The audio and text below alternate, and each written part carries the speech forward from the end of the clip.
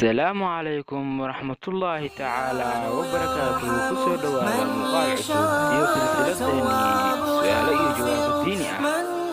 mahadsanid haddii aad nuucsan tahay ha iloobin inaad tiraahdo subscribe bambaleelkana furato si aad u noqoto daawadaha ugu horeeya ee daawada muuqaal kasta aan soo gelino. mahadsanid mahad dhammaanteed allah ayaa iskale, isaga ayaan kaalmo weydiisanaynaa noolaha adduunka iyo tan aakhirada nabad dushiisa ha ahaato suubanaheena maxamed sallallahu calayhi wasallam iyo dhammaan ehelkiisa iyo saxaabadiisa. aamiin aamiin. ku darso ogaalkaaga oo ka faa'iidaysta su'aalahan diiniga ah iyo jawaabahooda wada socda. waxaana lama huraana inaan diinteena barno oo aan ka jawaabi karno marka nala weydiiyo su'aalaad ka mid a su'aalahan halkaa kugu soo gudbino. mahadsanid. fiidiyowgana leegsii u sheergaree asxaabtaada, barin waraaleedna noogu reeb kommentiga wixii talo iyo tusaale ah. mahadsanid. su-aasha 56 waxaad sheegtaa aayaddii ugu horeysay meeshii ay kusoo degtay. jawaabta waxay ahayd qaaru xiraa. su-aasha 57 sheeg imise sano ayaa qur-aanku soo degayey. jawaabta wuxuu soo degayey 23 sano. su-aasha 58 sheeg qur-aanka ayaa u keeni jiray rasuulka maxamed sallallahu calayhi wasallam ama sidee buu kusoo gaari jiray. jawaabta rasuulka maxamed sallallahu calayhi wasallam waxa uu keeni jiray jibriil calayhi salaam isagoo alle ka soo qaadi jiray. su-aasha 59 sheeg safiirkii ugu horeeyay ee uu rasuulka maxamed sallallahu calayhi wasallam u diro madiina si uu dadka qur-aanka u baro. jawaabta wuxuu ahaa muscab bin cumayr radiyallahu canhu.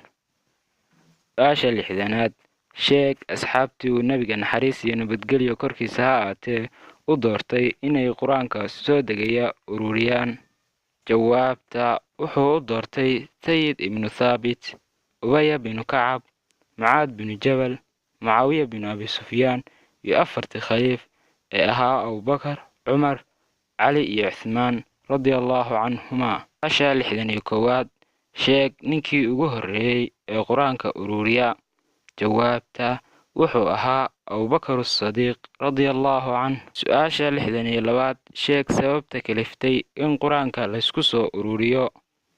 jawaabta sababtu waxay ahayd asxaabtii qur-aanka xifdisaneyd oo dagaalada ku dhammaanaysa.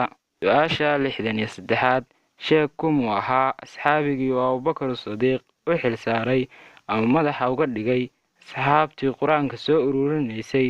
jawaabta wuxuu ahaa asxaabiga la yidhaahdo sayid ibnu thaabit radiyallahu canhu. su-aasha 64 sheeg maxay kala yihiin muhaajiriin iyo ansaar.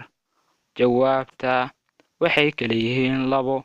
1 muhaajiriin waxaa la dhahaa asxaabtii ka timid maka timidna madiina.